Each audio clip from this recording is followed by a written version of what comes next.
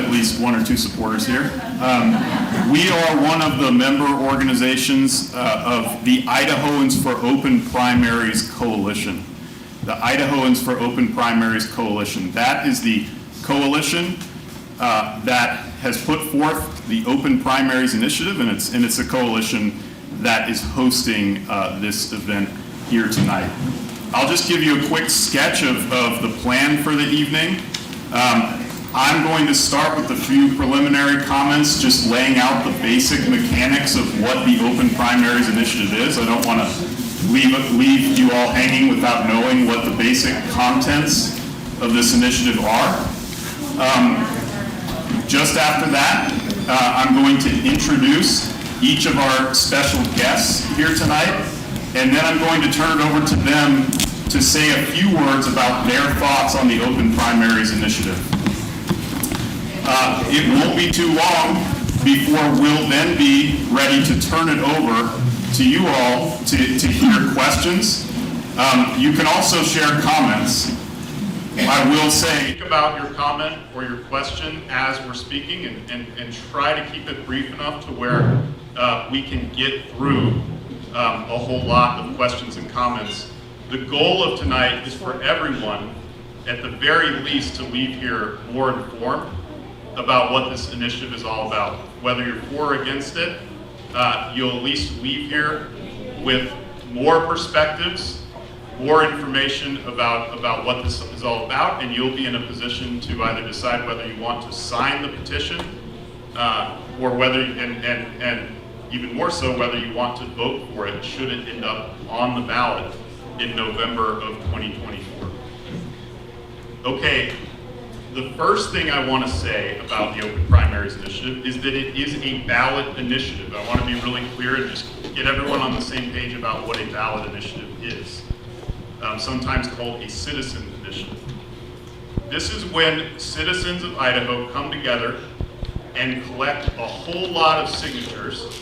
You have to, right now, this year, under the current law, you have to collect about 63,000 signatures, and they have to be valid. They have to be signatures of registered voters that are legible, that are rooted in a residential address. You not only have to get 63,000 signatures, you also have to get signatures from 6% of voters in 18 different legislative districts. Idaho is one of the hardest states in the country to put an initiative on the ballot for these reasons. These requirements to put initiatives on the ballot have been around for about 11 years now. And in that time, only 3 initiatives have ever qualified for the ballot, only 3. So it's a very difficult process. I do want to give a shout out to the local signature gatherers here in Twin Falls, especially Kathy Fleece, who also played a major role in organizing.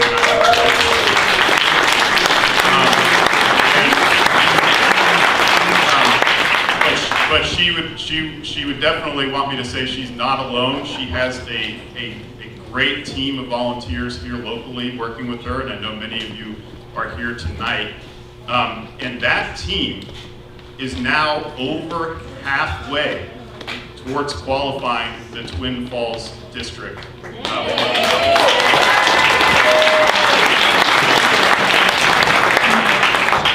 And overall, the initiative is now, and I'll be breaking a little bit of news saying this because I don't think this has been covered yet, but as of yesterday, we statewide have now collected over 50,000 signatures.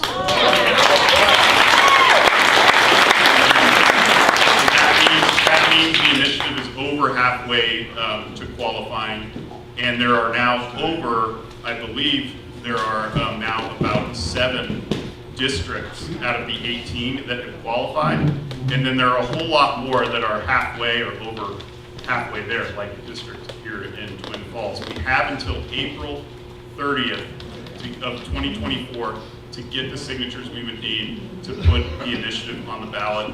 And should we get those signatures, it will appear on the November 2024 ballot. Okay, now what is the Open Primaries Initiative? I'll just say a few words about the basic mechanics of what's in the initiative. There are two major parts to the reform. The first part is the open primary, how the primary elections would change should this initiative go into effect. We would replace the closed partisan primary with an open nonpartisan primary. That would mean that everyone would be free to vote in primary elections regardless of party or even if you're unaffiliated. You would be free to vote in primary elections. Everyone would vote, and this is an important point because some people have misunderstood this. Everyone, regardless of party, would now vote in the same primary. All candidates, regardless of party, would appear on the same ballot.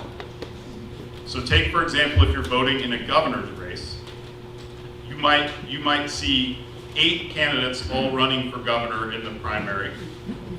And it might be 4 Republicans, 2 Democrats, and 2 independents. They would all be on the same ballot. You, as a voter, would simply show up and choose your favorite candidate, and that's it. This is really important because in a moment I'm going to talk about ranked choice voting, which is an important part of this initiative. There's no ranking or ranked choice voting in the primary that we're proposing. The primary is simply an open, nonpartisan primary where all you do as a voter is you pick your favorite candidate, regardless of party. Everyone's free to vote, including the independent voters. The second part is what happens in the general election. In the general election, the top 4 candidates from the primary proceed to the general election. And again, that can be regardless of party. This is a really important point. So think about voting for governor. In Idaho, we predict that will often mean there will be 3 Republicans and 1 Democrat on the ballot, on the general election ballot for governor. There could be, in some years, it could be 2 Republicans, 1 Democrat, 1 third party, or one independent. What you do as a voter, again, is very simple. You pick your favorite candidate, and if you want to, that's all you have to do. Just like a traditional election, pick your favorite candidate and you vote it. But you also have the freedom, if you want to rank candidates 1 through 4. So to not just choose your first choice, but also choose a second choice, a third choice, and a fourth choice.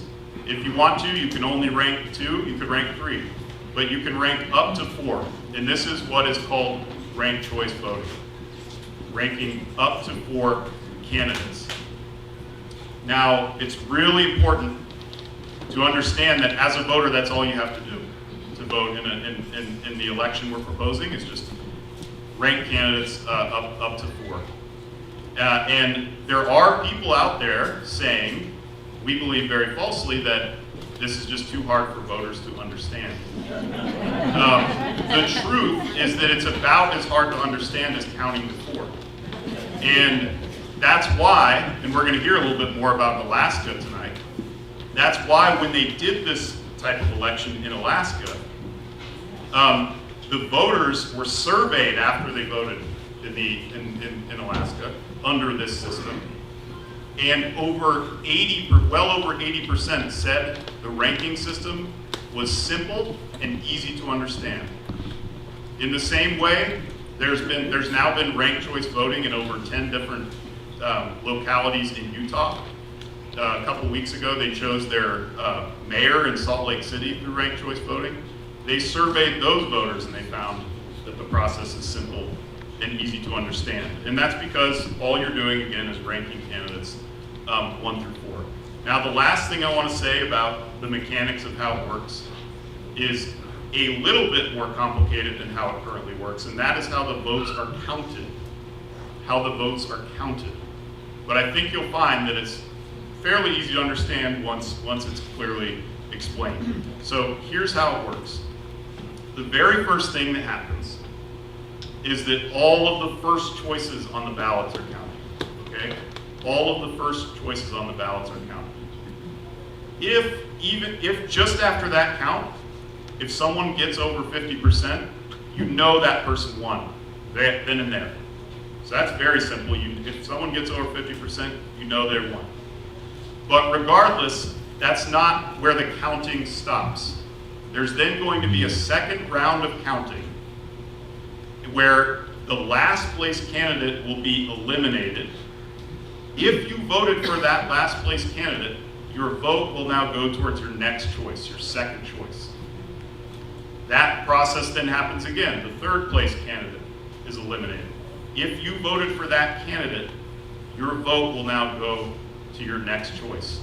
Once there are only 2 candidates remaining, then you know whoever has the most votes wins.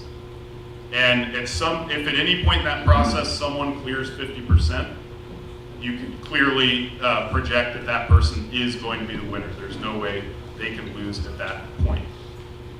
The big purpose of ranked choice voting, what a lot of people like so much about it, is that it guarantees that the winner has broad support from the community. You cannot win an election with just 25 or 30% of the vote. You really have to have broad support from the community, and I think as we hear from our guests, we're going to learn that that is one of the main reasons so many people are supporting this initiative, because they feel like right now, too many elected officials really represent only one narrow part of the community, and they don't represent very well the broader community. We really want a system where all of our elected officials represent the broader community and are accountable to all voters, regardless of party, accountable to independent voters, accountable to everyone in the community. And that's so much of what this is about. I would say as we've gone all around the state, there's a lot of different reasons why people support the open primaries and the ranked choice voting combined. The number one theme is that people currently don't feel like they have enough of a voice in their elections, and they believe that this reform will give everyone a meaningful voice. And if you think about what I just described, you can see why, because in the primary, currently in the closed primary system, over 250,000 independent voters are blocked from voting. They don't get to participate. The reform we're proposing will give all independent voters a meaningful voice in their elections.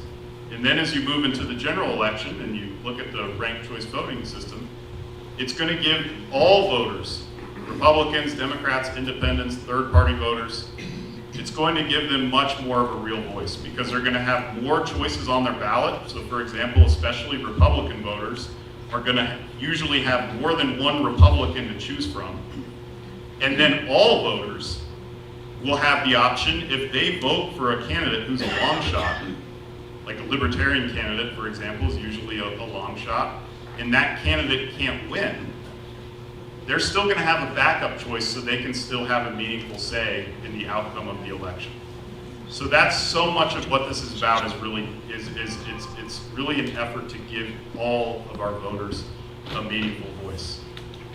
With that said, I will move into introducing our very special guest for the evening, and I'll start to my right and loop my way around. Just to my right is Jim Jones. Jim was elected statewide as Idaho Attorney General in 1982 and served in that position until 1991. He then served as a Justice of the Idaho Supreme Court for 12 years from 2005 until 2017, and his tenure there included a few years as Chief Justice of the Idaho Supreme Court. Jim is a decorated combat veteran of the Vietnam War and is a co-founder of a very important group, and I know there are other representatives here tonight of that group, a group called Veterans for Idaho Voters, which is a part of the Idahoans for Open Primaries Coalition. And Veterans for Idaho Voters is a cross-partisan and independent group of Idaho military veterans who advocate for fair elections, citizen initiatives, civil politics, and sensible policies. Next over on the lineup is Bruce Newcomb.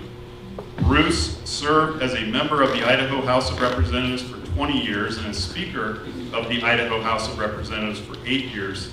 from 1998 until 2006. Bruce has been, as many of us know, a true believer in open primaries long before many of us were really paying attention to the issue. And he's currently serving as treasurer of the Idahoans for Open Primaries Coalition. Next in the lineup is Tom Begich. Tom served in the Alaska State Senate from 2017 until 2023, including two terms as minority leader. Tom is also a singer and songwriter, and take note that he's currently on tour and won't be performing in that way tonight, but he will be performing tomorrow evening at Magic Valley Unitarian Universalist Fellowship at 7 p.m. So jot that down. We ought to hopefully get a couple volunteers to collect all the signatures from the people who show up. During the final years of his service in the legislature, Alaska implemented a major new reform that the Idaho Open Primaries Initiative is modeled after. So the initiative we're here talking about tonight is modeled after reform that was passed in Alaska. That reform included both open primaries and ranked choice voting. And so Tom has had a chance to see up close how the reform changed Alaska for the better, and we're lucky to have a chance tonight to learn from some of that experience. Next over on the lineup is Chuck Pointer. Chuck served as a member of the Idaho State Senate from 2004 until 2010, representing Twin Falls. Prior to serving in the legislature, he was chairman of the Twin Falls Canal Company. He currently serves on the board of Conservation Voters for Idaho. He's chairman of the Idahoans for Open Primaries Political Action Committee that recently formed. And to my left is Leon Smith. Leon served as a member of the Idaho House of Representatives, also representing Twin Falls for 14 years, from 1999 until 2013. Prior to his service in the legislature, he served as mayor of Twin Falls and a prosecutor for Twin Falls County. Leon has endorsed the Open Primaries Initiative as, along with a couple of the people up here, as one of over 120 Republican community leaders who are part of the group called Republicans for Open Primaries. Let's give a big hand and a welcome to our president.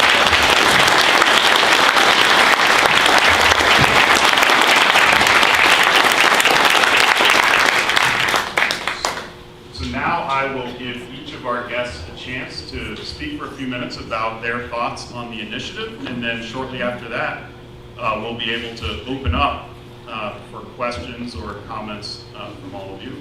Jim? Well, golly, thank you, Luke.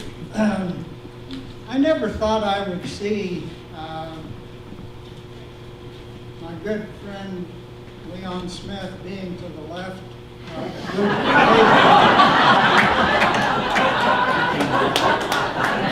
Well, it can happen. Jim made me sit down. He gets the kids' chair.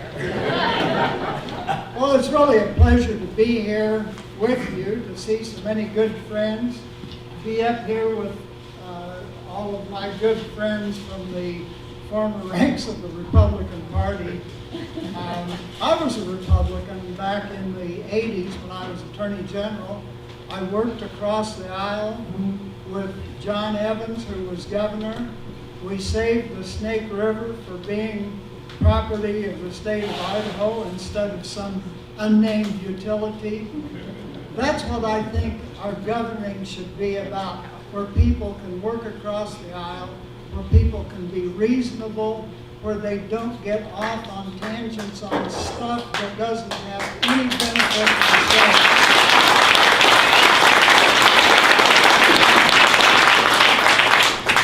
I want to have, I used to go to church at the old Lutheran church, which is on lot where the library is now. I want people to be able to go in the library and get a book without having to be subjected to being prosecuted by a bunch of lynch mobs.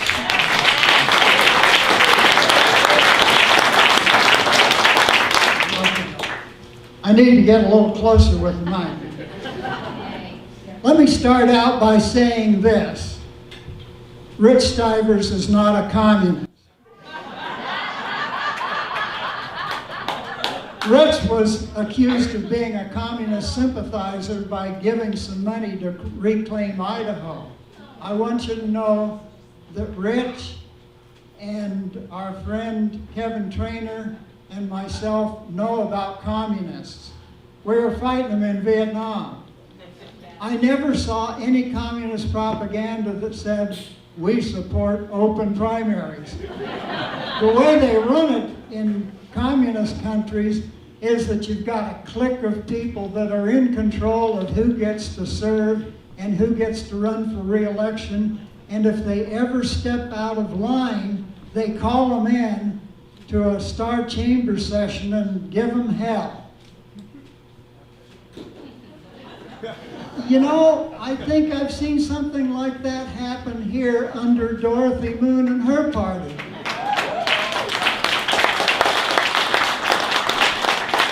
We want to change it. I've heard people say, well, the Open Primaries Initiative will turn Idaho blue. Yep. You think it's going to turn it blue when we've got 576,000 Republicans, 633 Democrats? They're going to have to work awful damn hard to do that. And if they were going to turn it blue, I wonder why we have Bruce Newcomb, my old water buddy, and Leon and Chuck and Governor Otter and Lori Otter and Maxine Bell and Denton Darrington, all good Republicans supporting this thing to the hilt. I don't think it's going to turn it blue. I think it's going to turn it civil and responsible and pragmatic, and we can get to the issues that really matter. And we're not going to be hassling teachers. We're going to be funding education. We're going to be doing the things that government's supposed to do.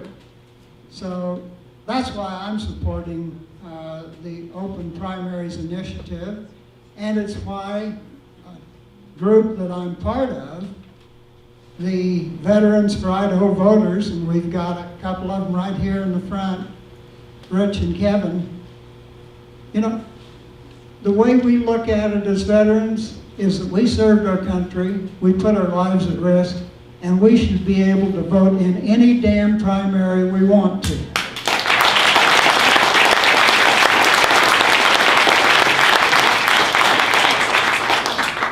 And the 272,000 Idahoans who are independents should be able to do it too.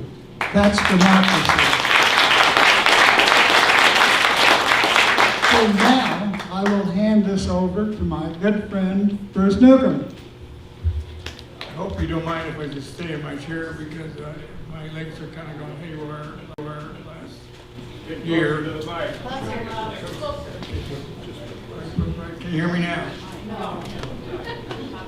A little lower? Oh, yeah. I heard me. Anyway, I want you to know that I'm married to Celia Gould, and she's my claim to fame, and as Rich Stivers can tell you, she is a clone of his father. But anyway, I got to tell you, you know, I first ran into Jim Jones largely over water issues in Idaho. And that's where we came together. And this has come back to the same area. You know, we've come together again. And this time is to save public education in Idaho, to have teachers so we can hire them and we can work without fear. And librarians the same way. People can parent their children. Freedom is not freedom in the sense that it's a special definition. Basically, freedom is what I let you say is freedom. You know, freedom to read this book, freedom to teach this. And I'm tired of this. I am so tired of everybody going after like North Idaho College.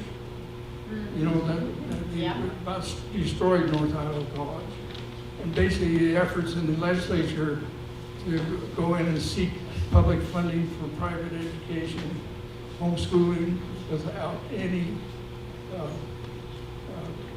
transparency, and that just gets more and more. So I think we're fighting for the education of our kids all their life in Idaho.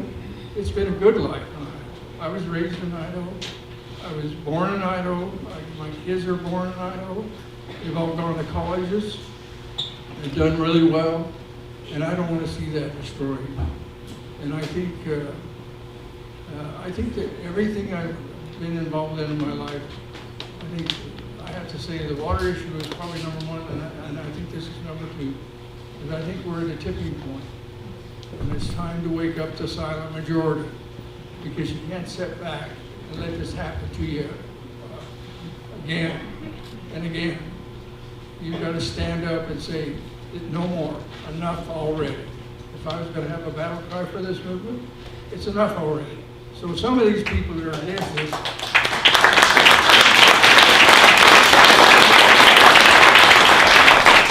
are saying this is an out-of-state movement. This is a Democrat movement. Well, I'm going to tell you where it started. I have some really good friends, Anne Marie and Luke Johnson, and or Zeke Johnson. And anyway, so we were having dinner one night, and Anne Marie said to me, "So, how are you going to do this?" And I said, "I can change things," because they were worried about education of their children. And I said, "You know, the only thing I can see is do what Alaska did, you know, because reasonable people in there to solve problems, not create problems." And I said, and I think that's the only way we can do that. She said, "Well, how would you do that?" And I said, "Well, I've watched Luke Mayville over the years, and I'm always a big guy on deliverables, and passing an initiative is not an easy thing. And Luke has passed 2 initiatives, one's on Medicaid and one on education. And I said, if I was going to do this, I would get Luke behind it and see if I could get a bunch of support." Well, the next thing I know, I'm invited to Zeke and Anne Marie's house to have lunch with Luke. And Luke was there to get my support on an education initiative. That's how they baited him. And anyway, and I didn't know Luke was going to be there. And so we got there, and so that's where we started this whole mess. Right here in my house in Idaho, not some remote place in Maine or Alaska or somewhere. This is where it started. This is an Idaho movement, a grassroots movement, and don't let anybody tell you different. Because I came in here tonight and somebody bounced me about, want to be like California or whatever, And that's not anything to do with this. This is about solving problems. Having people involved in the voting process, not disenfranchising 270,000 independents. And another slogan I have is more choice, more voice. And that's just don't remember anything I said. Say enough already. More choice, more voice.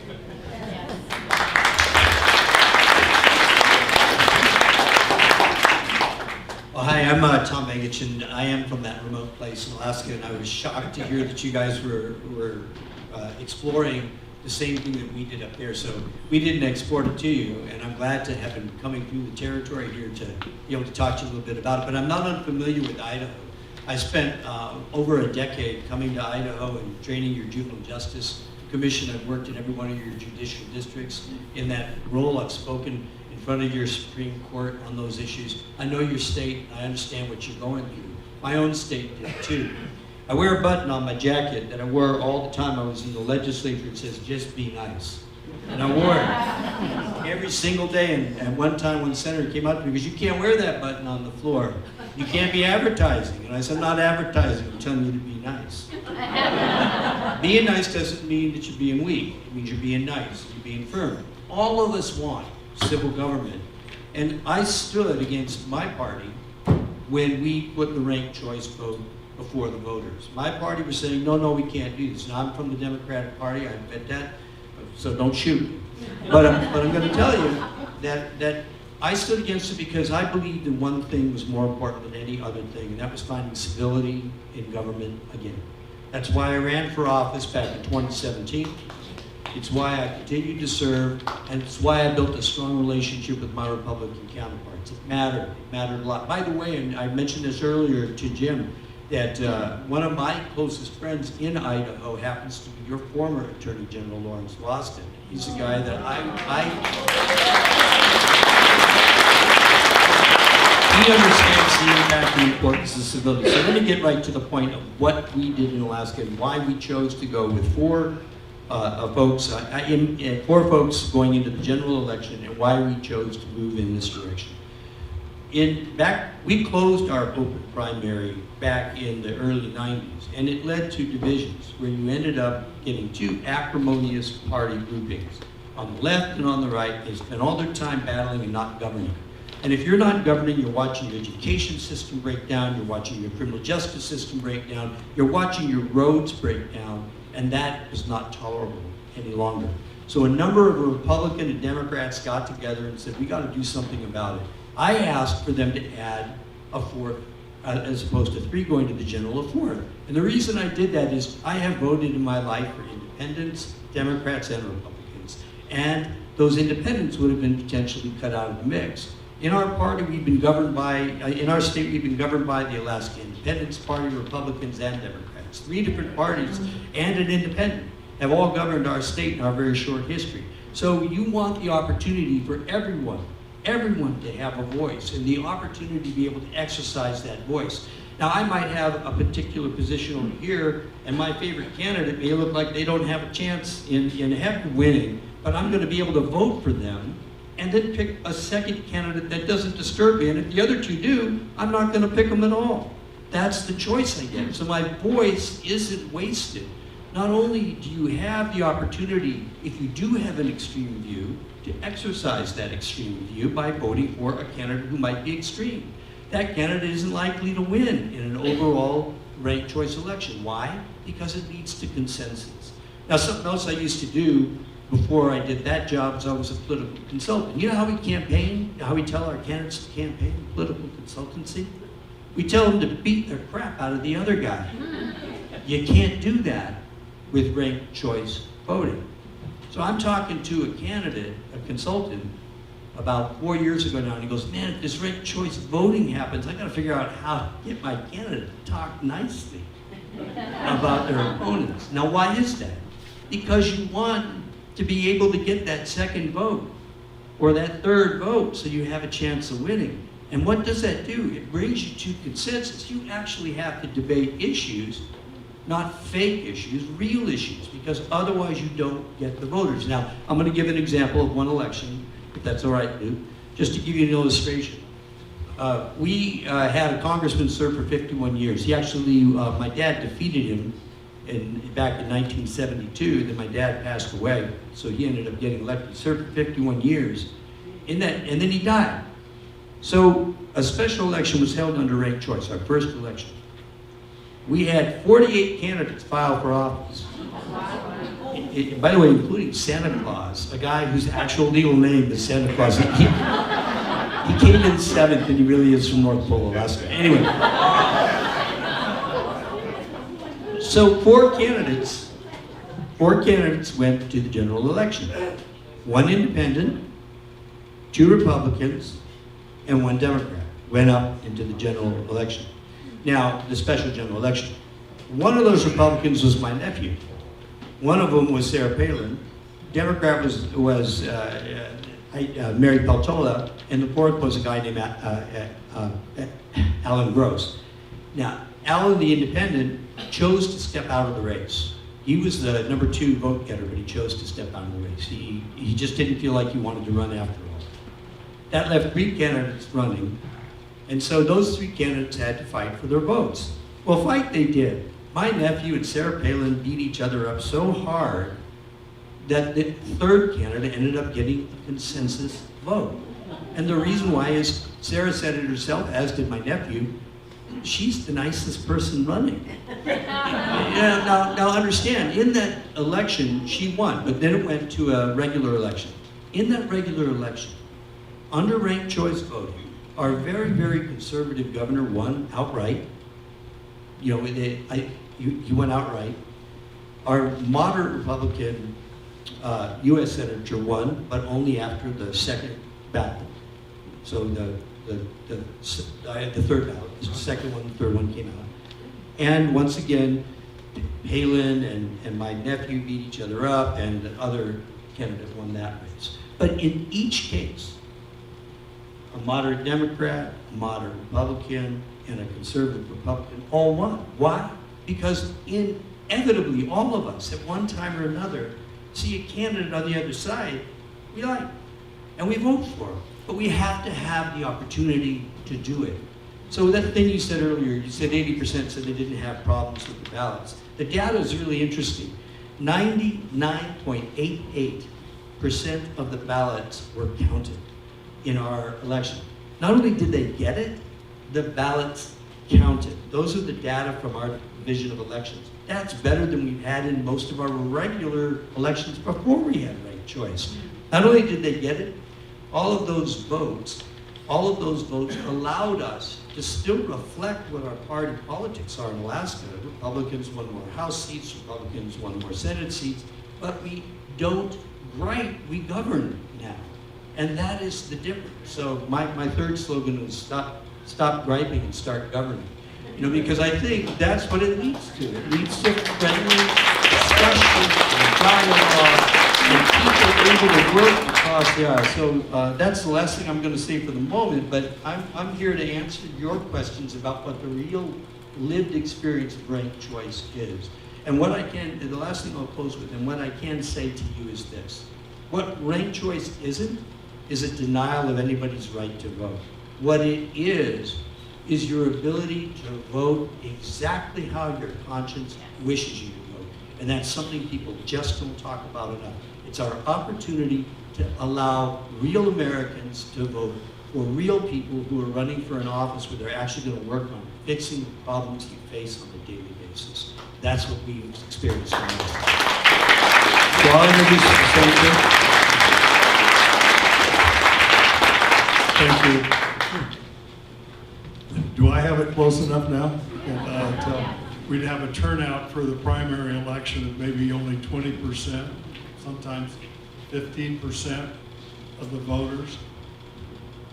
The independents couldn't show up because they couldn't vote in the Republican, and they couldn't vote they could vote in the Democrats, but there a lot of it in the Republican districts, we didn't have any Democrats running.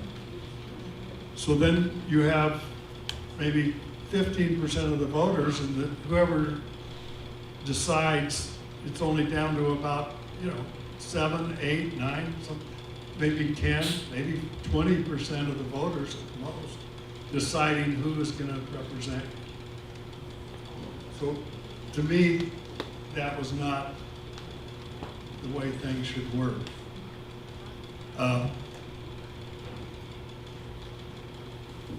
I really appreciate the fact of the be nice. When I served, I didn't really consider myself as only a Republican or only representing Republicans or whatever. I felt I represented everybody. And I worked with whoever I could on solving problems. I enjoy a good problem, and I enjoy finding solutions. So by working together, by not being so Democrat or Republican, either one, you're going to get more done. deal with our education, deal with our infrastructure, deal with our health, mental health, and let's work together and get things done. So I'm a big supporter of something new.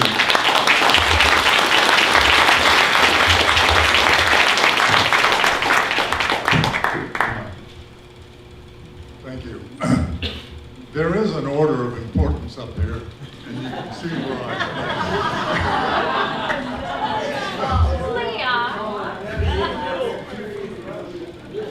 But I just wanted to say Hold it that closer. We can't hear you. that elevates me a little bit.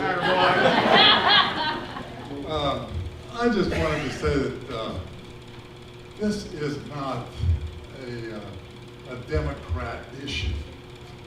This is a bipartisan issue. I am a lifelong Republican, as you can see from the 20-plus years that I've spent in office in Idaho as a Republican. I'm pretty well firmly entrenched as a Republican, but it's getting harder and harder. And as the Republican Central Committee for the state starts turning into a club, and they start censoring any Republican candidates that don't speak the same language, I get very worried.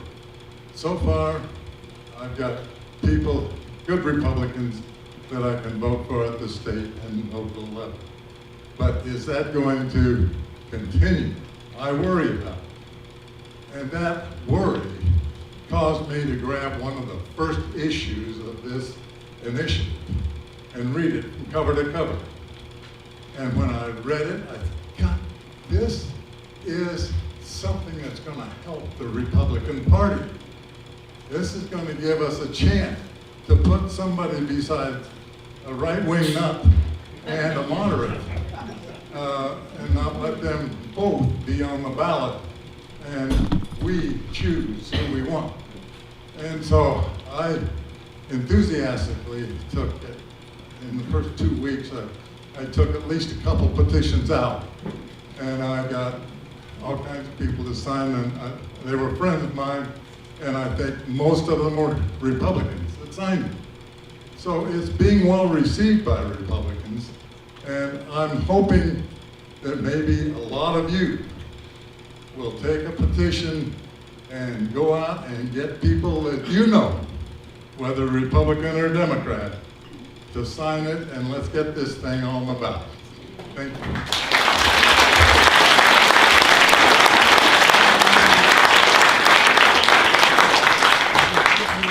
Well, thanks so much to our guests. Now, we want to turn it over to some audience questions and comments. Please do raise your hand. We'll run the microphone out to you. And just keep in mind, try to get to the point of your comment or question as quickly as you can, and we'll do our best to answer every comment and question. And if any of our guests want to speak to any given comment, then you're all free to do so. All right? I see a hand over here.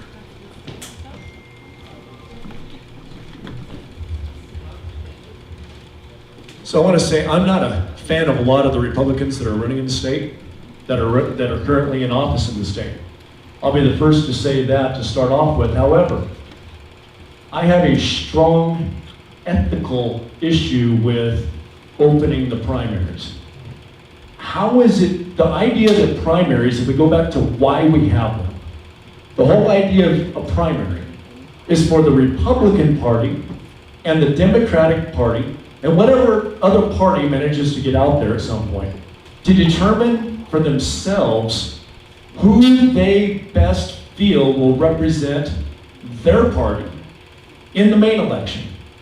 Nobody's disenfranchised when they don't get a vote in that primary. They're disenfranchised if they don't get a vote in the main election.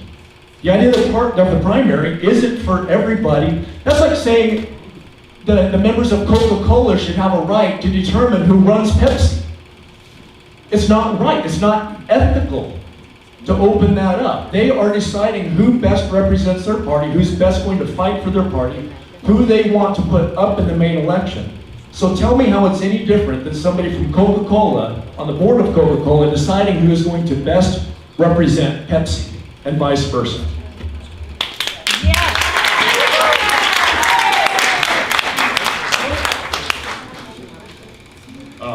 Well, yeah, sure. I think we have to go back to that time when they were forming the Constitution in Philadelphia.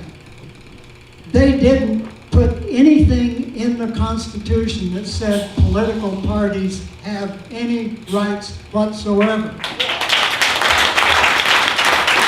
The people of this great nation have many provisions in the Constitution, mainly in the amendments thereto, that says everybody, regardless of skin color, religion, whatever, has the right to vote and to select those who will represent them.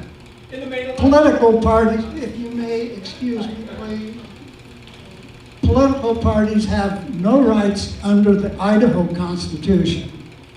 People do, and we shouldn't put the rights of a political party over the rights of individual voters. It's against our constitutional government.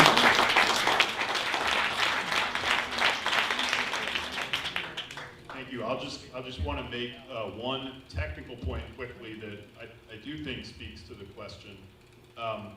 One type of primary, if you look around the United States, one type of primary is the primary that was described that chooses the nominee of a party. But there's a different type of primary called a nonpartisan primary. And the function of a nonpartisan primary is simply to narrow the field to a manageable group of candidates. So to go, for example, from 12 candidates to just 4 candidates. So that then in the general election, there will be a narrower field. So what we're proposing is just a different type of primary that narrows the field. Now voters can decide whether they prefer that type of primary or not. But I know we had another, maybe a few more comments on that comment. Luke, just a couple points. First, one of the things that happened in our state was with the open primary, in the case of the parties, they have the ability to organize and to put their strength, support, dollars, money, and feet behind whichever candidate they chose. They could do that at any given time, and that's exactly what they did in the governor's race. They all got behind the governor. They made sure that he was in that general election and that he won that general election, so that primary issue was not an issue that actually affected him. Secondarily, one of the states that uses an open primary system, Louisiana, does exactly what you just described. The top 2 vote getters in that case go on to run in the office, and it might be a Democrat, it might be a Democrat and a Republican, it might be 2 Republicans. In the past, when it was a Democrat dominant state, it was 2 Democrats, it became 2 Republicans. So, that's the option that exists in a lot of our countries too. I want to reinforce what Justice Jones said, which is that this country, under George Washington, spoke of the curse of factionalism, not the joy of factionalism. That was actually not part of our process here. People take sides and then they fluctuated in those sides. They moved from grouping to grouping.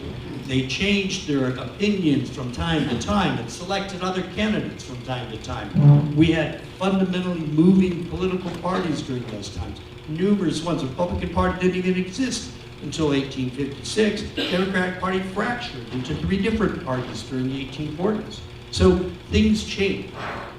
The ability of every citizen to vote does not need to be impaired while parties figure out what they're trying to do. That would be the worst thing to happen. Ranked choice voting allows every voter the opportunity to select from the best, not the worst candidates that are out there, but from the best.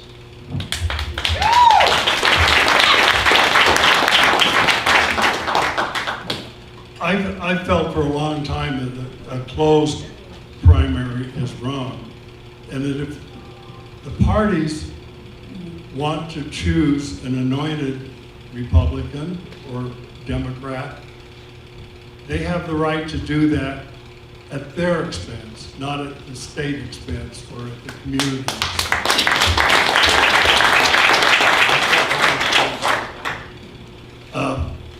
So under the open primary that we're proposing, if the Republicans want to have an anointed Republican to put forward, they can do that any way they choose. They can, and at their expense. And the Democrats, if they want to have a anointed member, they can do that at their expense.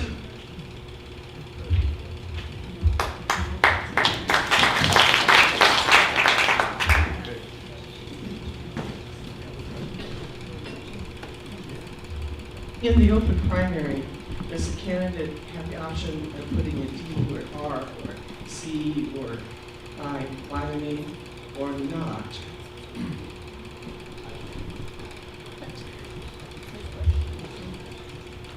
The question in the reform we're proposing, will candidates be free to affiliate with the party on the ballot and put a D or an R next to their name? Yes. And it's going to be up to the candidate to determine how that candidate will affiliate. Again, as was talked about a moment ago, political parties can still be out there, and we have no doubt that they will be out there, saying who the Republican they favor is, who the Democrat they favor is. But it's not going to be up to the parties to determine how candidates affiliate. I guess this is Mr. Begich. How time consuming is it to count ballots in ranked choice elections? Question again, how time consuming is it to count ballots under ranked choice elections? It takes the same amount of time as it took for the regular election. So there were two exceptions to that. We have a law in Alaska that says we wait for veterans' votes to get to the state, so we have to wait for 15 days after the election for all veterans' ballots to get into the state. But once that happens, it's a simple tabulation. So there are, the tabulation, we use paper ballots that are, sent through a machine, just like most states do, and they can quickly tabulate the votes, and then we double check all tallies that have been done. We do a random recount of various precincts to make sure that those numbers are accurate.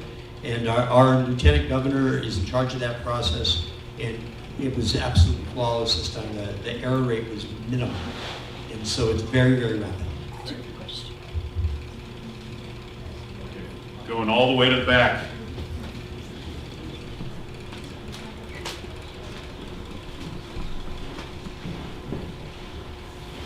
I just have a question as to the transparency after the election. So in the current system, you have X amount of voters, X amount of votes. How can you speak to the transparency in the ranked choice vote?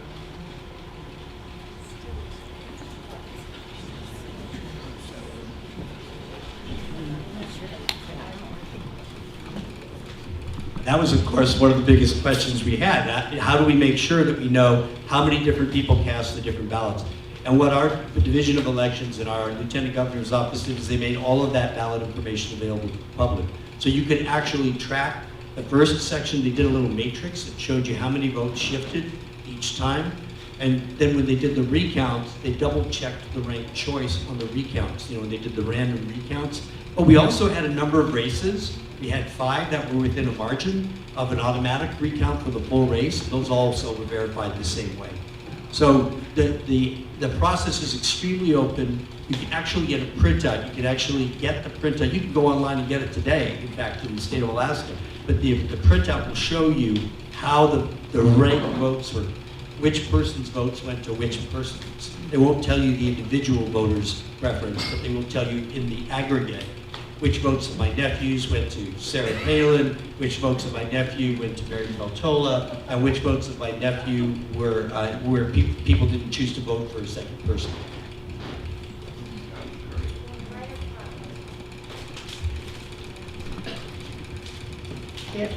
If the open primary wins in the election in 2024, can the legislature basically undo it I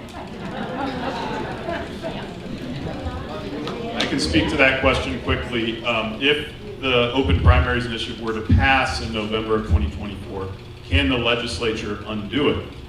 In Idaho, the legislature can always vote to undo any initiative, but it does not always vote to do so.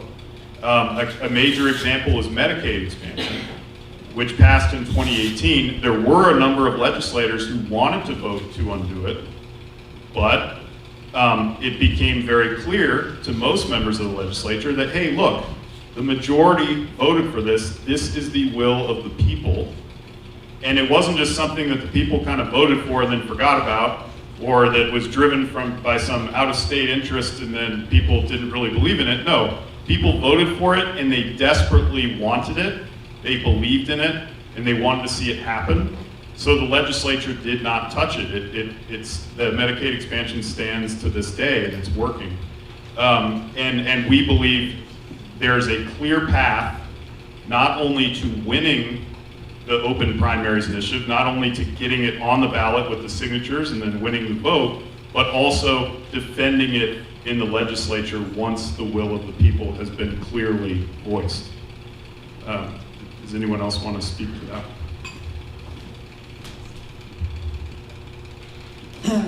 Bruce Newcomb and I made dozens of calls. In fact, I made over 100 calls to Republicans, including people who did run in the Republican primary, some who lost and some who won. And there is a great, I don't know if you'd say disparity or despair or whatever, amongst so many Republicans. We have two Republican parties in Idaho, the traditional Republican Party and the new Republican Party that is really extreme. The extremists have taken over the party machinery, but those candidates that I talked to and the Republicans I talked to, I think are going to get out and work really hard to get the traditional Republicans who are pragmatic and want to get something done. There's going to be a change in the legislature, and it's going to make a difference in what happens in the next session with regard to the initiative. I think the initiative is going to pass, but we will have fewer naysayers in the subsequent legislature to try to throw a monkey wrench into it. And there are certain things we can do in the courts, perhaps, to keep from getting the initiative sabotaged.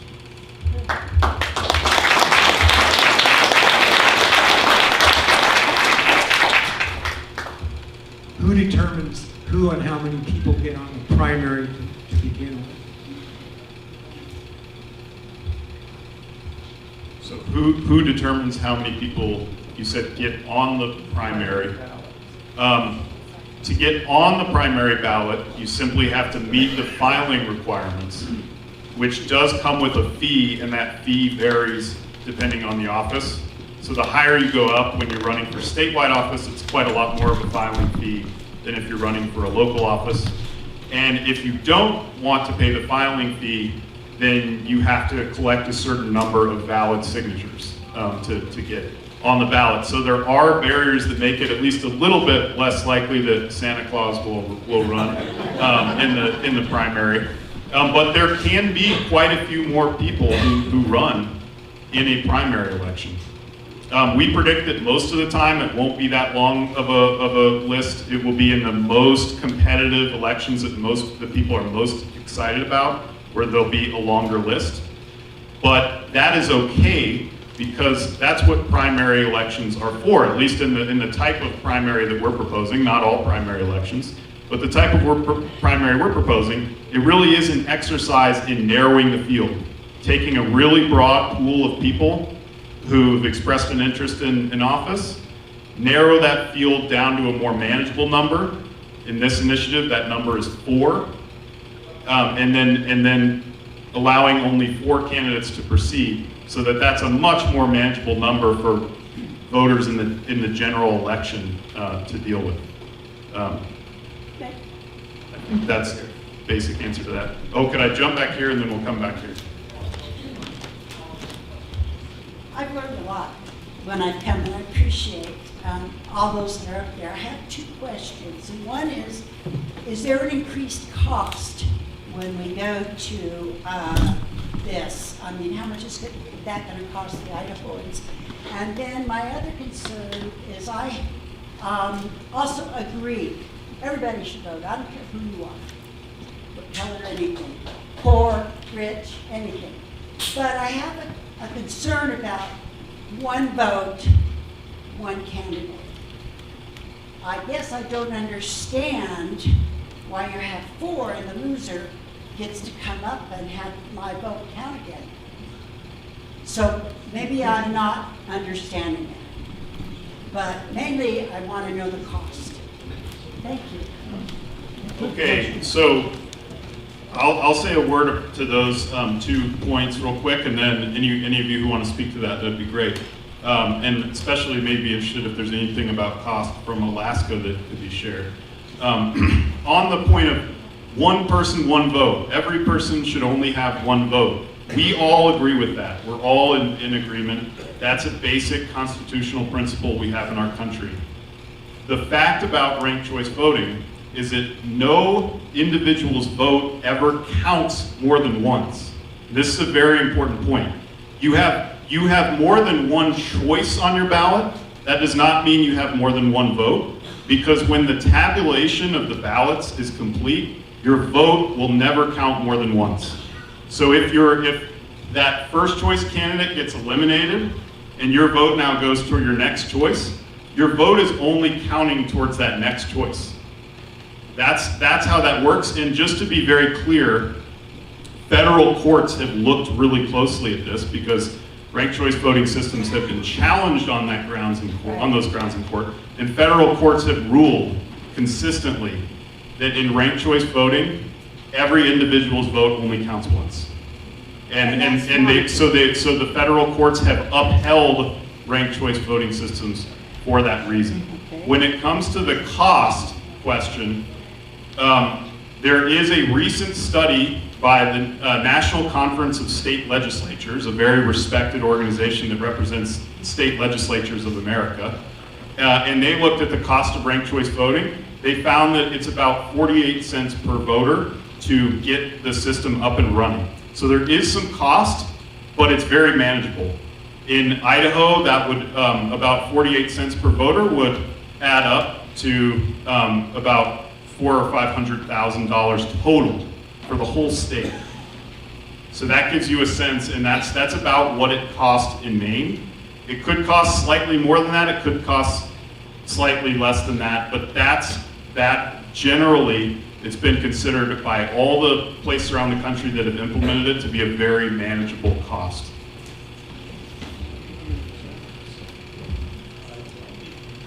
There's a one-time upfront cost for retooling your system. That always is one of the cases. So you're going to have a one-time upfront cost. Our state was negotiating, I was working with the governor and lieutenant governor on negotiating our new system, because every so often you update your system. And we made sure, this was 4 years ago, we made sure that whatever system we adopted for our new system would have the capacity to shift to ranked choice. And what that did is it minimized those upfront costs. There was also the cost of ensuring that you mailed something out to people to explain the process to them, because the first time that you run this, people do want to have it explained to them, because it's complex in the sense that, some people can't add up to 4. But the mailing really was very successful. And one of the beauties of the system that you guys are looking at is, in the city of Minneapolis, they have ranked choice, but the ranked choice part has like 37 different people, so you have 37 different choices. That's the beauty of the 4-choice process. It limits it to a small enough number that you as an individual aren't overwhelmed by it. But more importantly, it also opens it up to a large enough number to allow independents, libertarians, in our case, Alaska Independence Party members, to have a chance or an opportunity to have a voice, to have their voice heard as well. I think one of the most important things to me, and I've been voting for quite a while, is that we seem to have gotten into a system where we don't vote, we're not allowed to vote on issues, on individual candidates' issues, but the whole thing is, the Democrats are out to ruin the world and the Republicans are out to ruin the world, and so, you don't get people standing up there talking about individual, specific issues.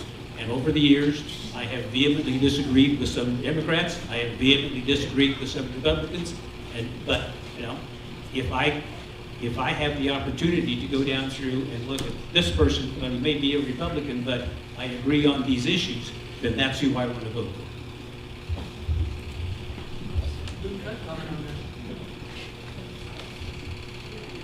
For many years before I was elected, there was a candidate for state senator, a state senator that I opposed vehemently. I fought her every chance I had.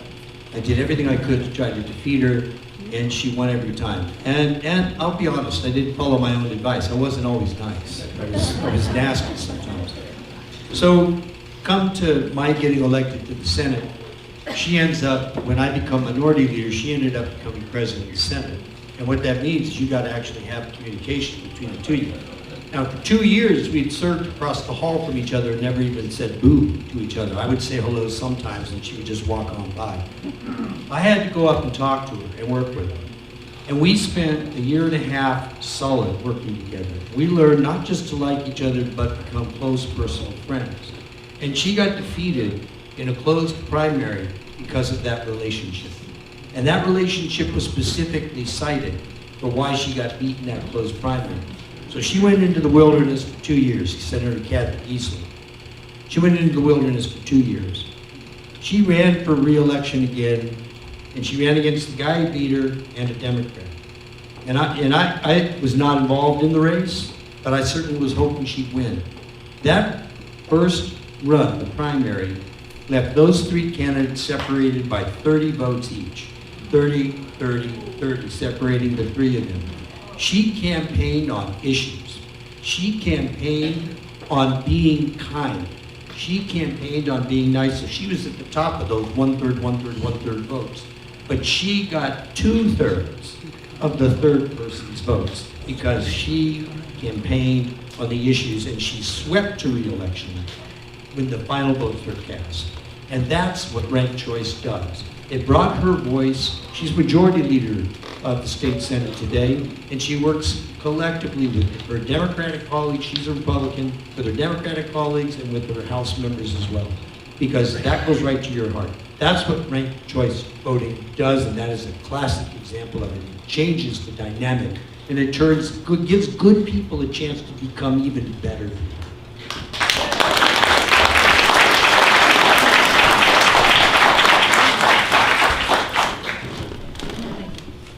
Well, I just moved here in August from Washington State. Washington State is a one-party state. It has been for about 40 years. Now, the difference between what you are suggesting on the initiative is that we, after the primary, you have two people, the two that got the most votes, always Democrat, every time. Now, of course, not in the presidential election, of course. But I'm just saying, is it always going to be 4? Because is one of these days it's going to be 2, see? And that's a problem for me, because why do you think I moved here? And by the way, I'm a nice person. Really, most people say that I am. But sometimes I get a little bit mad and a little bit upset because I really do. I want the right thing for everyone. Thank you. I'll just speak to that really quickly. The Washington State, as you mentioned, has a nonpartisan open primary, but it's only the top 2 candidates who get to move on to the general election. We, in designing this initiative, deliberately avoided that system because we think that 2 choices is too few. We think that people deserve more choices, as Bruce mentioned earlier, more voice, more choice. As Tom mentioned, it's really important to give people those 4 choices because that's how you get you get people from both parties, both major parties, but you also leave space potentially for an independent or even a third party candidate. And that's really important. So anyone who's worried about having too little choice in our elections, like what happens in Washington, and I would also say what happens in California, we are opting, well, and certainly in Idaho right now, right? We have too little choice in our system, and a lot of people really don't feel like they have a voice because of that. We're deliberately choosing a top 4 system that's going to give people a lot better choices in the general election. And there's no reason to believe that it would then somehow go to 2, because that would require an entirely different initiative. This is the initiative we're proposing, a top 4 system. Thank you. All right, so I know you guys have already made up your mind, so this is to you guys, the people. I'm a California native, so I'm here to kind of give you guys a heads up. You guys are asleep at the wheel. Yes. All right? Yes. You guys are becoming too complacent right now. You guys had a drag show event in Boise that was about to feature kids.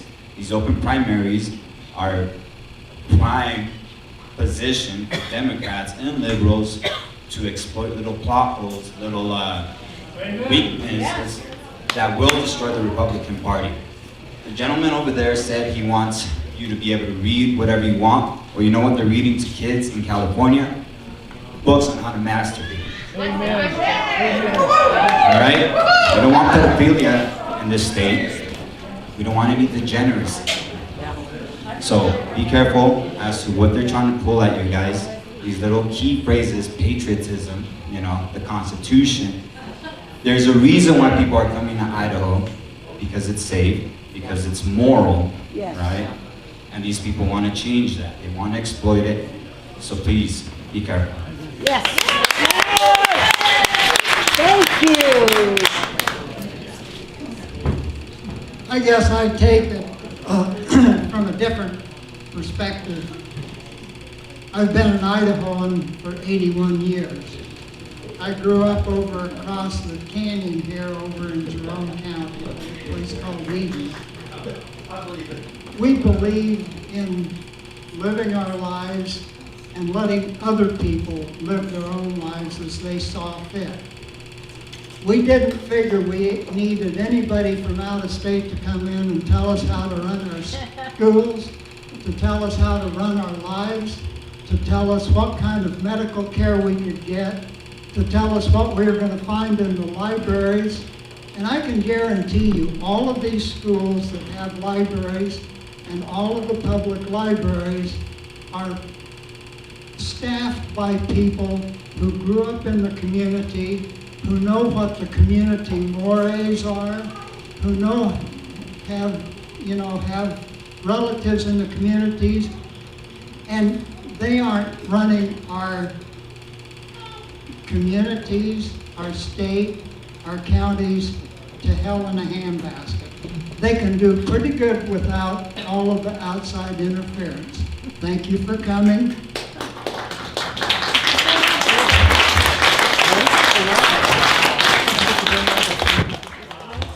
So let me tell you a lot of what goes on here, and you've heard it for a long time. I'm 83 years old. I was born and raised in Idaho. I'm a rancher, a farmer. My whole family is involved in agriculture. I don't believe in fear-mongering, Mr. Californian.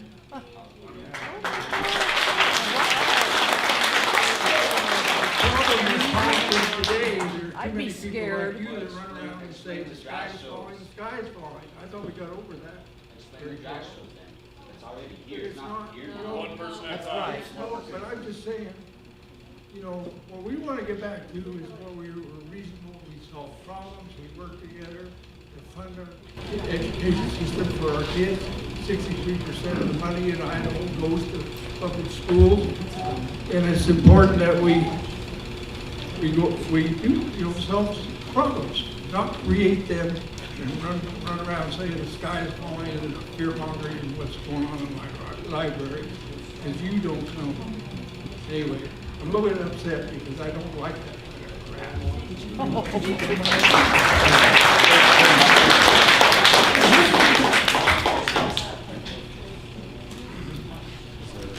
Someone, yeah.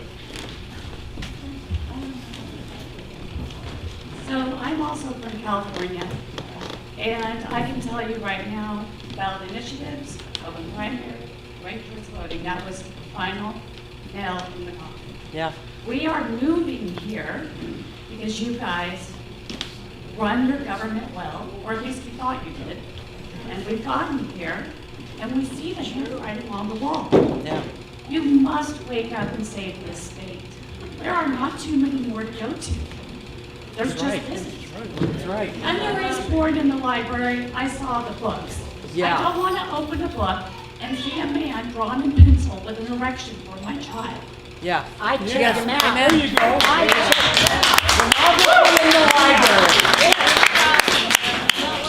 Okay, just a housekeeping point here.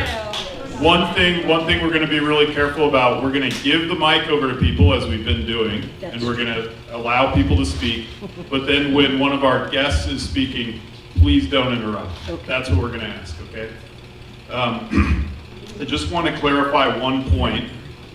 The state of California statewide does not have ranked choice voting, okay?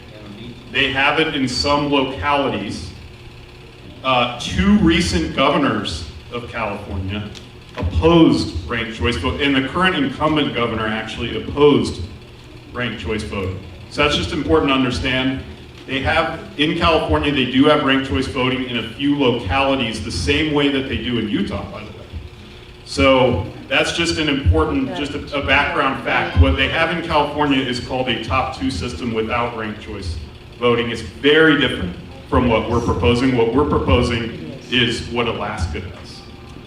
So just to clarify that point. Let me. Two questions. One is very short. Will there still be write-in options on ballots? That's the first question. The second one, I have to kind of state the rationale. I've spent a lot of time door knocking in campaigns and a lot of time trying to encourage people to vote. And one of the biggest problems, and I think you can look at the numbers in our elections, we have a lot of people that just decide that it's not worth voting because there's no way they can actually reflect their point of view. It's always the lesser of two evils in their mind about who they have to choose from. So my question is, for those of you that have knowledge and experience about the turnout, especially among independents, once the conversion has been made to ranked choice voting, has that quiet portion of the electorate that are eligible to vote increased?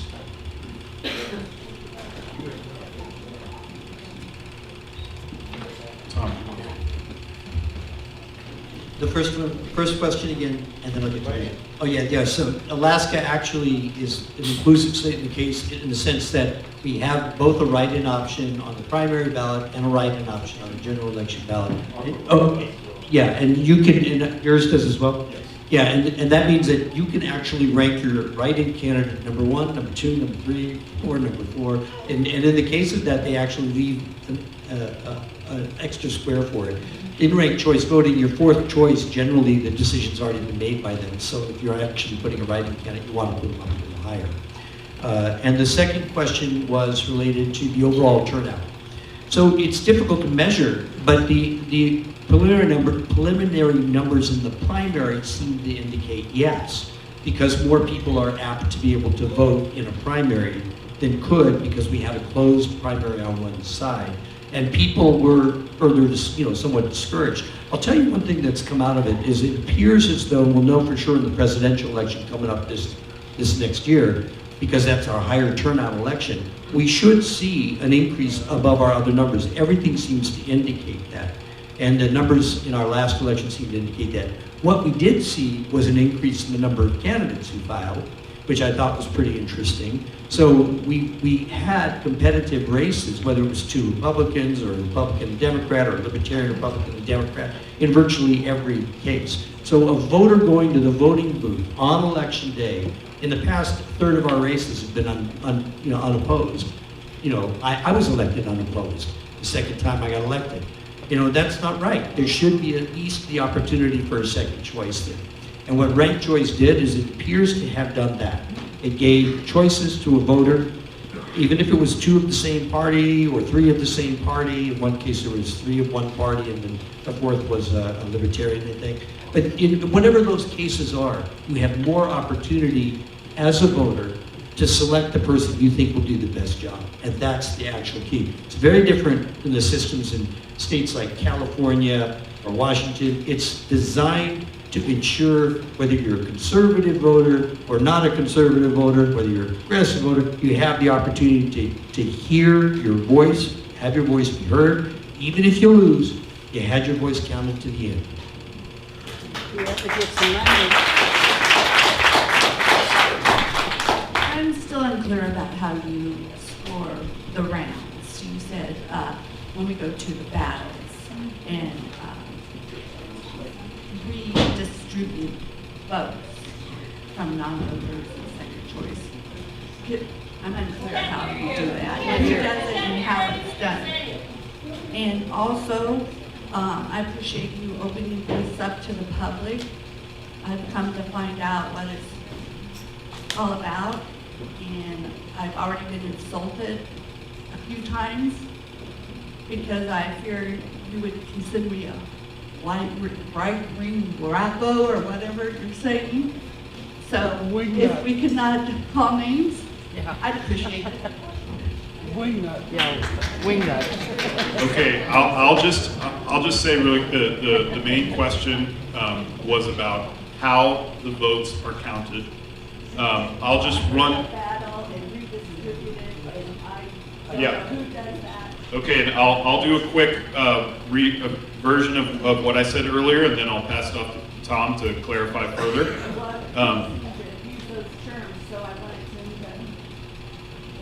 Okay, well, just speaking to what we put in the Idaho Open Primaries Initiative, here's the way it will work.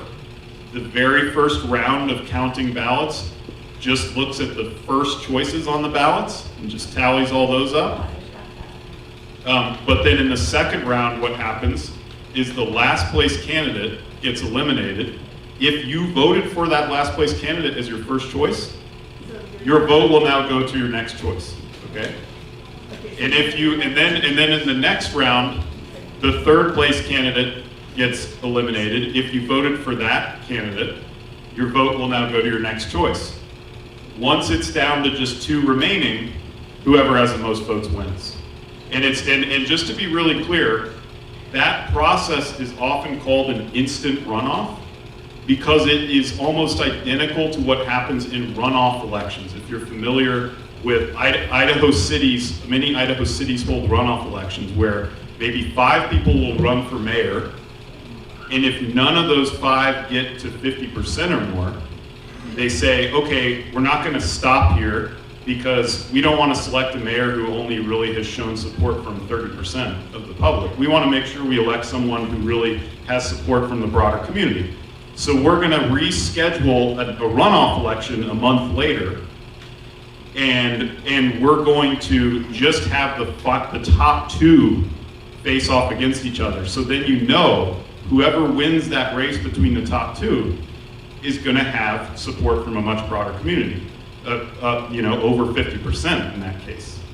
That's what ranked choice voting does, but it's called an instant runoff because it does all of that right away. You don't have to schedule multiple elections. You can actually you have all the information you need to narrow it all the way down to the top 2 candidates, and then whoever has the most votes wins.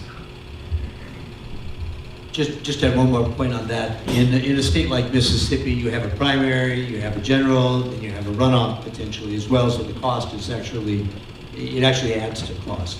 But if I use the word battle in terms of the actual candidates, that's because what ranked choice voting does is if you are a candidate who is attacking another candidate, it is less likely that the average voter is going to say, hey, I think you're a good person. That's what we discovered. So consultants discovered that instead of doing the process where you convince your candidate to beat up the other candidate, what happens instead is that you have your candidate talk about issues and talk about, the camaraderie between the parties and camaraderie between people, because that's your best chance of securing a voter's second choice. So there's no battle in that regard. What happened with Kathy Giesel, Senator Giesel, is she campaigned with the voters. Instead of spending her time beating up on the Democrat, beating up on the other Republican, she talked to the voters. And she wasn't disparaging of either of her opponents. Now that, I think, is what we wanted to see in governance. We wanted to see people who would, in this system, talk with each other. And if in any way I've disparaged you, I apologize, but I don't think that I have, and I hope I haven't. But the main thing is that we want to encourage people to once again look at your neighbor like a neighbor. I got neighbors I'll never agree with politically, but I sure as hell like them. I like them a lot, and I want us to be able to look at the candidates that are in front of us and pick the ones that we think can best represent us. That's what Kathy and I found. We have very different opinions about our issues and about the things we believe in, but we can sit down and have a conversation. She can hold my wife who's here in the audience in my hand and have prayer for us about, you know, the lives we're leading, because they may not be the right life in her mind, but still be friends. And that to me, and I can look at her and say, please drink some of the wine here at my house. That to me is what ranked choice voting has done for Alaska. It's got us to a place where we're back on the frontier, where you look in the eyes of the people that are important to you. Whether you agree with them politically or not, you drink beer, you talk about it, and at the end of the day, you may still disagree, but you're not out to get each other. You're out to work together.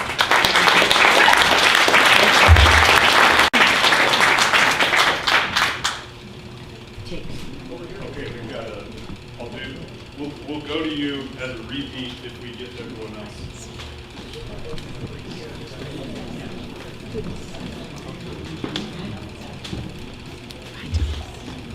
One of the questions that I've had presented to me deals with the Idaho model. Elections are run on a county-wide basis. We don't have a statewide election system. So the question is that in some sense there's going to require a consolidation or a communication between the counties of the state in order to effectively do a runoff or this instant runoff process through the state. How are you anticipating that change occurring and the communication and the integrity of the information being sent between the counties and the state for that purpose? Does that make sense?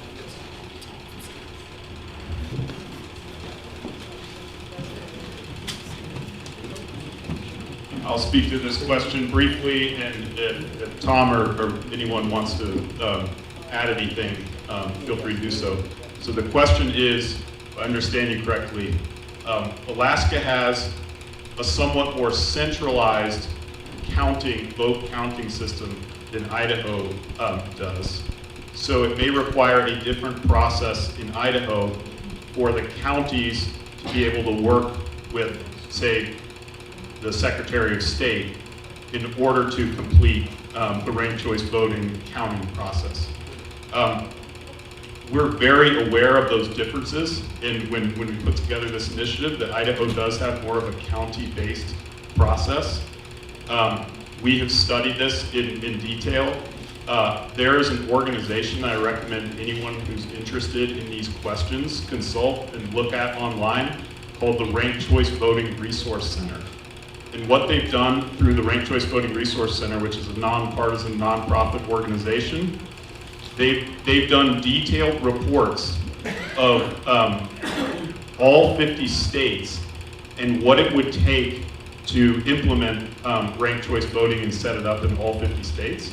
And when they've looked at Idaho, they find that it will require a different process than Alaska, because it won't be as easy to just centralize the vote counting process, but that it's not all that much different than some of the processes that are already in place between the way the counties interact with the Secretary of State, and that it's not, and that whatever challenges that exist are not insurmountable things. And there have already been, so for example, we recently were in conversation with a county clerk in Utah's second largest county, who oversaw the implementation of ranked choice voting there. And he's looked very closely at Idaho's process, and he's fully confident that even in a more decentralized state, ranked choice voting can be implemented. But I wonder, does anyone want to speak to that?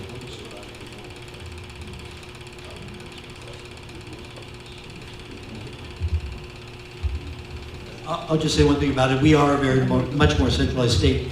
We do our counting in 4 regional centers, but the precinct, our districts, we have 40 House districts. Each one is separated into precincts, so it's similar to other systems in that you count the vote at the precinct level, you report the vote, which is similar to your county system in that regard. And then here, the county system that reports to your state division of elections, your state, not division of elections, your state secretary of state. And we then report our results to the division of elections in each of the 4 regional centers, and then those are reported back. So, I mean, that's the system. You already do a system similar to that. You protect your confidentiality. You protect the integrity of your system now would not change under ranked choice. The issue might be, well, what if each of the ballots looks different? Well, you don't do what Florida does, thank goodness, which every county is producing vastly different systems. You would do relatively similar systems. I do have an answer from one of the Republicans for Open Primaries. He worked 21 years in the Ada County Elections Office. He was the county clerk for 8 years, good Republican. And here's what he said when he joined on Republicans for Open Primaries. Idaho election officials will be able to honestly and accurately tabulate the election results under the initiative. Given the appropriate tools, the clerks can manage most any election. We are every bit as capable as the election officials in Alaska and Maine, both of which have ranked choice voting. Our Secretary of State is certainly one of the best in the country, I think. Phil McGray. I knew his grandpa, who was at the Livestock Commission Company in Idaho Falls. I knew his dad. I did a little legal work for him back in the 90s. He is really sharp. He can get it done, and he will work with the county clerks to make sure that everything is smooth as goose log. If we had had an election for Secretary of State that was just a few percentage different, Dorothy Moon would have probably been the Secretary of State. There would have been a problem. But thank God it didn't happen.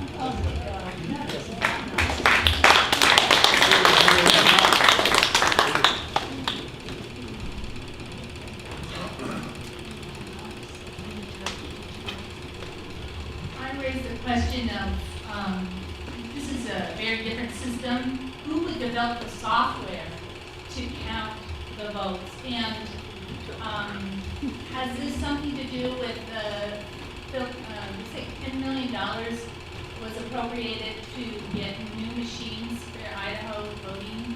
I mean, it's like we have a system. It's better when it's controlled locally. It's more accountable.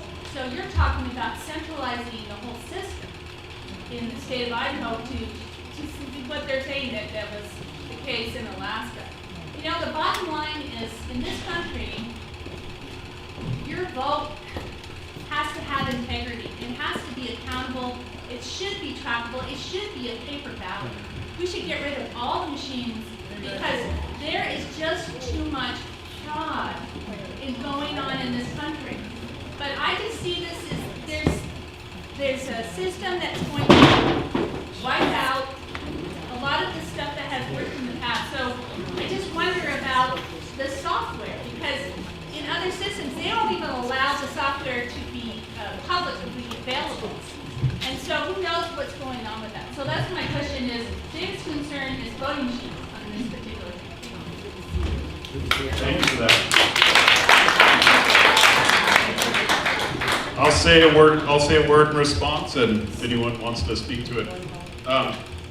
Again, I encourage people to take a look at that resource online, the Ranked Choice Voting Resource Center. They've done a detailed report on Idaho and what it would take to implement ranked choice voting in Idaho. And what they found is that for the most part, the existing equipment in Idaho would work with just some updates. It would not require an entire overhaul of Idaho's entire election equipment. So that's very important to understand.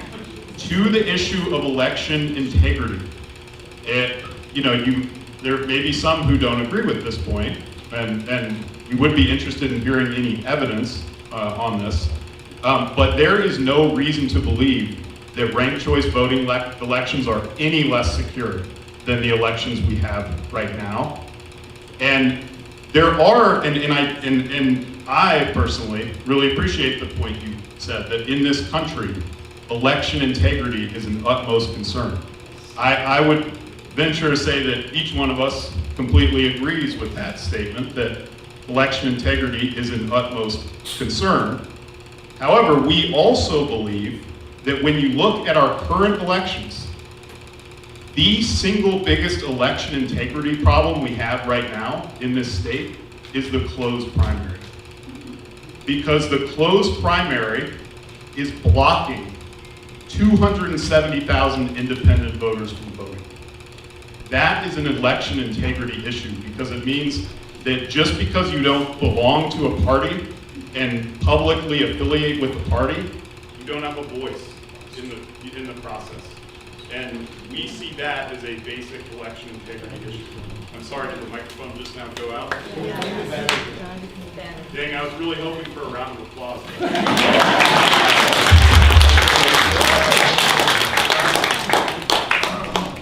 Okay. I can talk about election. Okay. Just on the election integrity issue, first off, the software and the things like that that have been developed, there's no way the governor in my state, one of the most conservative governors in the United States of America, would have ever adopted a system that he felt was not fair. And that's what we did. We adopted a system that we believe is fair. But we do something statutorily, which I don't know if you do in Idaho, but it's a good idea. We always mandate random recounts just to check the integrity of ballots. And if we find any deviation, we do a full recount for that entire race. That's what our statutes require. And it doesn't matter if the race was won by a landslide or it was a narrow victory.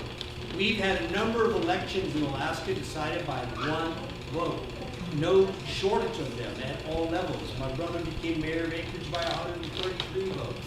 You never know what that's going to be. So to us, election integrity is a must. We had one instance in the last decade of fraud that we discovered. It was a police officer who had come to Alaska under an assumed name and voted. So he voted illegally by the assumed name. The only instance that we have recorded.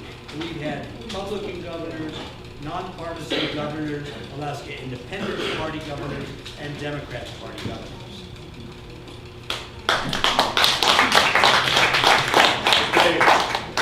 Listen, everyone, this seems to be a signal that we ought to be winding things down, that our battery's gone out on our microphone. Here's what we're going to do. Those of us who are here, I think at least a number of us, certainly myself, be willing to hang around at least till around 8 o'clock to keep talking amongst ourselves about these issues. I want to thank you all sincerely, everyone on every side of this issue. I think you'll all agree that this has been a spirited conversation. People have brought enthusiasm here tonight. But look, we're still here, and we're still talking about it.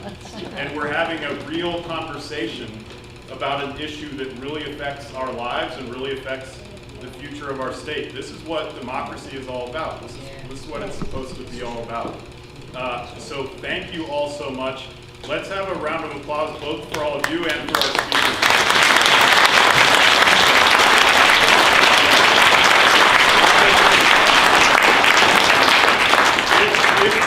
If you know that you already want to see the Open Primaries Initiative on the ballot, which, by the way, doesn't even mean that you've made up your mind you're going to vote for it, it just means you want to see it on the ballot, make sure you sign the initiative before you leave here tonight. Regardless, please go out into the community, take this conversation. If you learned anything new, if you got any new perspective from anything you heard tonight, make sure you share it with your friends and neighbors. Let's make sure that whatever happens in this election, that we have an informed electorate that understands the issue. To sign the petition, do you have to be a registered voter? Yes, you have to be a registered voter to sign the petition. Thank you so much once again, and we'll be up here to keep the conversation Jim going. Jones! I want to say public